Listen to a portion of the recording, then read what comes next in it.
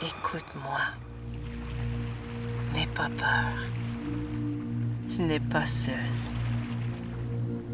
Vivre, c'est accepter de se dissoudre, rêver de devenir le vent, capturer la lumière dans la mémoire et recommencer à danser avec la silhouette de sa disparition. Je suis Marie-Belle Ouellette et je suis poète.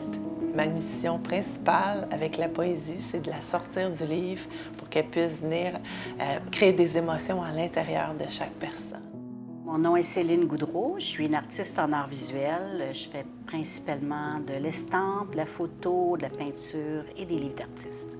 Bien, un peu de Toi dans le blizzard a commencé en fait parce que comme moi je suis une artiste en art visuel, mais j'aime beaucoup la poésie. Et à un moment donné, il y a 2 ans, j'ai fait appel à Marie-Belle, avec qui j'ai déjà travaillé dans un projet. Puis par la suite, cette année, j'ai voulu faire un projet sur le deuil parce que j'ai perdu mes 2 parents l'année dernière à 2 mois d'intervalle. Ça a été une épreuve qui a été difficile, puis je voulais me pencher là-dessus dans mon travail artistique. Et je voulais inclure de la poésie dedans, mais de la prose poétique. Oui. Puis pourquoi j'ai été si touchée par ce projet-là? Bien, c'est parce que justement, moi aussi, j'avais perdu mes 2 parents en 2015 et en 2018. Donc, ça m'a tout de suite touchée. J'ai dit, oh mon Dieu, ça me parle. C'est quelque chose qui m'habite aussi. J'ai envie qu'on apporte du réconfort, de la beauté, qu'on sente la présence, même si on a quand même cette perte-là, ces pertes-là qui sont à l'intérieur de nous, mais il y a aussi, qui est plus fort que tout, la présence. Puis je lui ai dit, écoute, ça te tente-tu qu'on le fasse ensemble? Ça te tente-tu qu'on s'allie, qu'on mette nos arts en lumière, puis qu'on crée quelque chose qui n'existe pas encore, puis qui va toucher vraiment les gens? Puis elle a dit, bien, quelle bonne idée! Mais un peu de Toi dans le blizzard. C'est à cause du blizzard, en fait, il y a des différentes choses. Mais moi, l'année dernière, j'étais en Gaspésie au mois de janvier. Et puis, mon père était à l'hôpital. À un moment donné, pendant mon séjour en Gaspésie, sa condition s'est aggravée. Et puis, il a fallu que j'écourte mon voyage. Alors, on est revenu dans la tempête, dans le blizzard, en fait. Et j'étais stressée, je voulais arriver à temps avant parce qu'il était vraiment sur le point de mourir.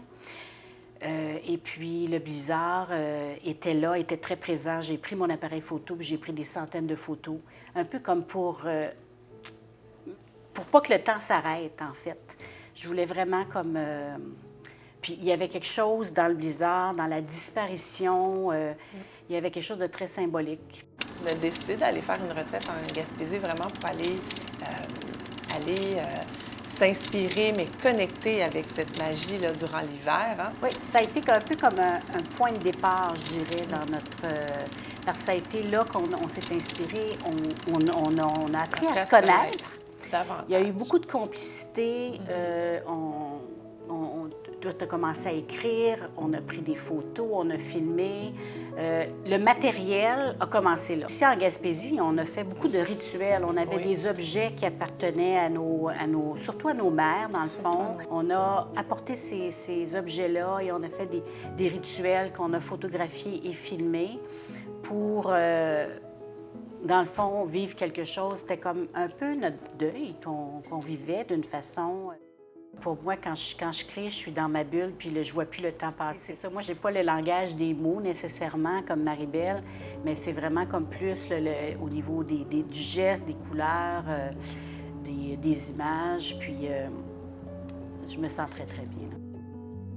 Ça m'apporte, ça me comble, ça me remplit beaucoup. J'ai une connexion. C'est comme, il y a quelque chose qui se passe, il y a comme une connexion avec moi, avec quelque chose dans l'univers. Je ne sais pas, mais je me sens vraiment comme en contact avec quelque chose d'essentiel. Quand je crée des poèmes, je me sens vraiment à ma place. Je sens que je suis aussi en connexion, un peu comme Céline. Puis, je ne peux pas me sentir mieux que quand j'écris de la poésie.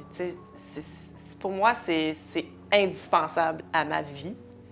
Puis c'est vraiment mon univers où je peux me déployer, où je m'épanouis, où j'entends ce qui se passe aussi autour de moi. Hein.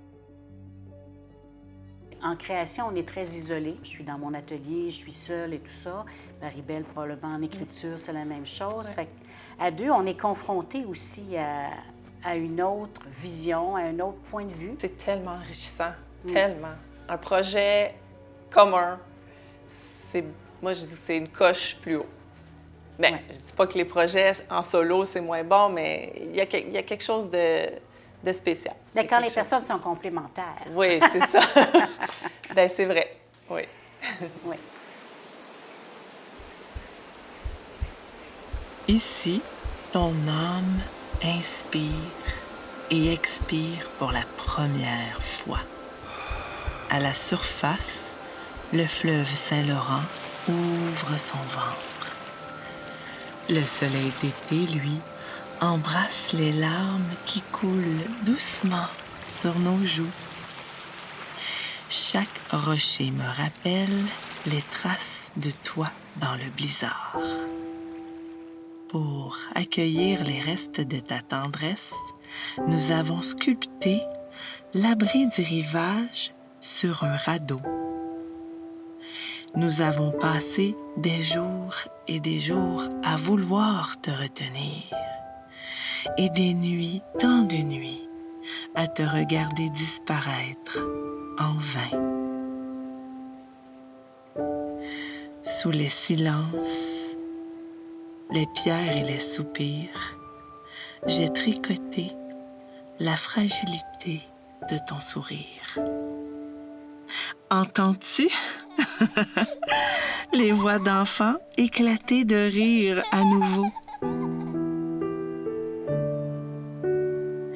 S'il te plaît, laisse glisser ces souvenirs heureux dans la paume de ta main. S'il te plaît, garde précieusement ce carnet de vie qui te sauvera peut-être de l'obscurité. Sache qu'entre nous, il y aura toujours de la poésie. Sache que les paysages nous traversent le cœur et dessinent des nuages dans l'eau. Jusqu'à mon dernier voyage, ou le tien, ou le leur, je ne sais plus, et ça n'a pas vraiment d'importance. Sache que je graverai ton nom délicatement dans le ciel, exactement